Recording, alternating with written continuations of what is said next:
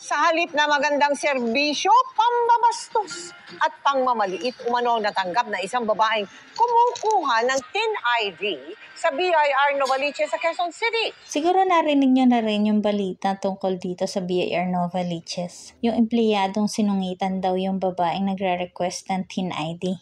Nakakalungkot marinig yung ganong experience, lalo na kung simpleng serbisyo lang naman ang kailangan ng tao.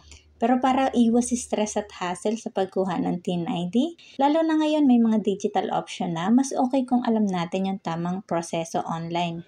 Syempre minsan, hindi rin perfect yung system ng government websites. May mga times talaga na mabagal o nag-e-error, lalo na kapag maraming gumagamit. Normal lang yan, kaya konting pasensya lang din talaga. At least ngayon, may option na tayo. Hindi na kailangan pumilas ng mahaba. So kahit may konting delay online, mas convenient pa rin kaysa maghintay ng matagal sa government office.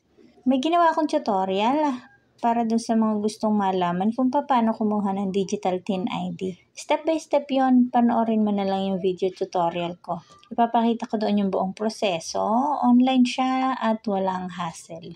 Sana dumating tayo doon sa point na lahat ng government transaction is mabilis, maayos, at may paggalang sa parehong side.